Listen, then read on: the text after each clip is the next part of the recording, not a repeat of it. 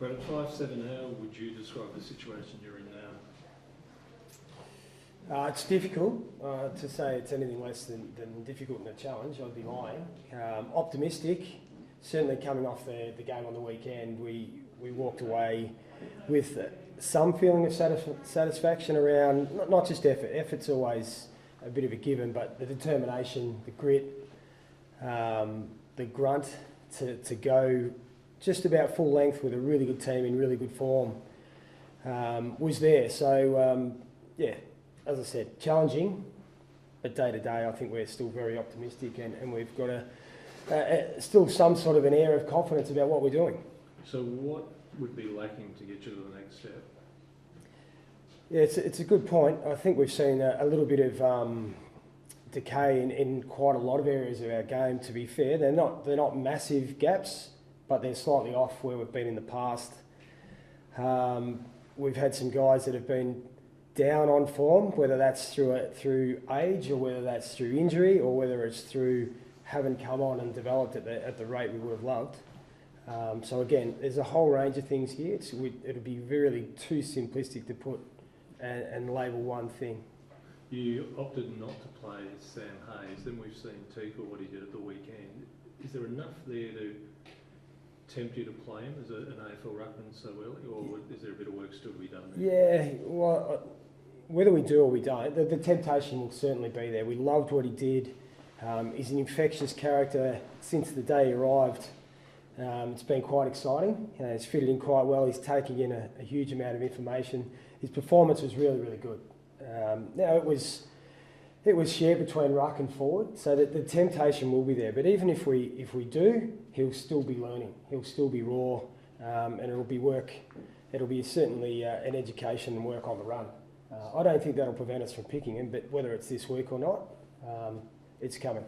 So if it's Hayes v Finlayson, and if we just keep it at those two, where does that stand at the moment?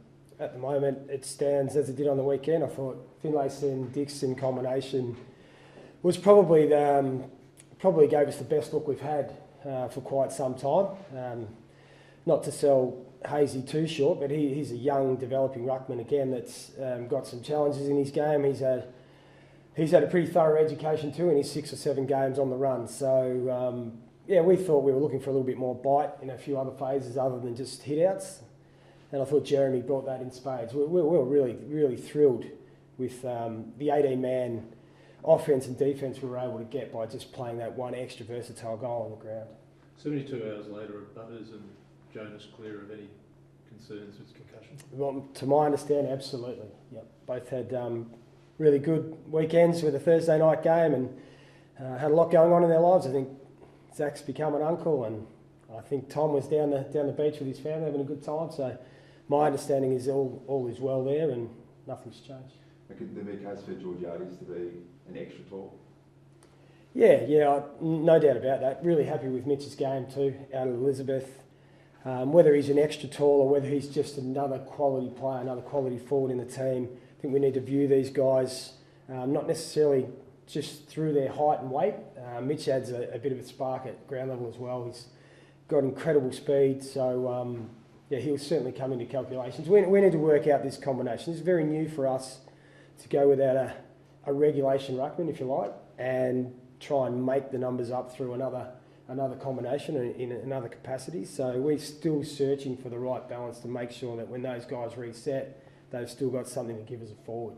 And I think Mitch can help us with that. Specifically, what would you need to see from Georgiades' big ticket?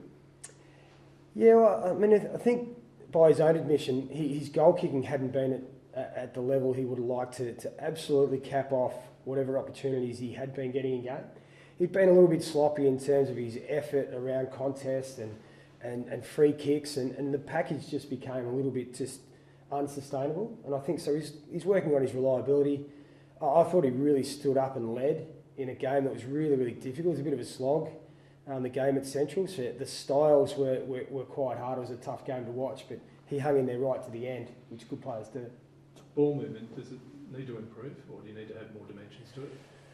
I think everyone's ball movement needs to stay on edge in terms of improvement. You find a rhythm and someone gets a hold of you. You work on something for 2-3 weeks and you you have some level of achievement and then someone works you out. So it's something that needs to continue to evolve. I think you've seen in our game going forward, at times we've been able to solve a few of our efficiency issues going inside 50 through personnel, method and speed. But again, that will be an ongoing, that will pop up time and time again, and we need to be right at the coalface of solutions for that. So how do you achieve more goals outside of the blokes who are in the forward 50, because your midfield hasn't delivered much in that area? Yeah, goals are an issue for us. Scoring from stoppage is down. General scoring is down. Again, I'll come back to Robbie's been an incredible player for this club and has been sore for almost the whole season. Charlie's still trying to develop his tank. I think we've seen an incredible spike in the evolution of Todd Marshall. George has been a little bit down. So, yeah, there's a whole range of things. We need to invent new ways to score. There's no doubt about that. So, again, Rich, all I can tell you is we're looking at it every week. How's Trent McKenzie going after this incident in the Sandful on the weekend? Yeah, haven't actually set eyes on Trent. The only communication has been via text. It was pretty sharp. Had his wit. So, but yeah, he will step away for the week. Bit disappointing because he was so close to coming back to the senior side. Now another setback. Yeah. Well, again, it's been a really tough year for him. It's been one thing after another. And we're really looking forward to getting him back in the team, and it does give us an added pressure on the guys that are down there. They're doing a pretty good job, mind you, but we think he's a quality player and he's got a lot of footy left. And Trent Dumont, how's he after the weekend? All I know is it's a significant calf and significant enough to miss a game. That's all I know at this stage. Another, I guess, disappointing considering he had solidified himself in the senior side after moving over to the club. Yeah, spot on. I'm really pleased for him. He's come in, he's done everything he possibly could. In venturing across from North Melbourne to our club after 2 prelim final losses, you'd probably think that it's a pretty courageous decision to try and break into this team and see that as an opportunity. And prior to the halfway through the first season in being here, he was able to do that. So, outstanding achievement. He'll be back. He gave us incredible consistency and reliability, and there's some of the things we rate highly. You spoke about factors in deficiencies and you mentioned age. What do you mean by that? Age? Yeah.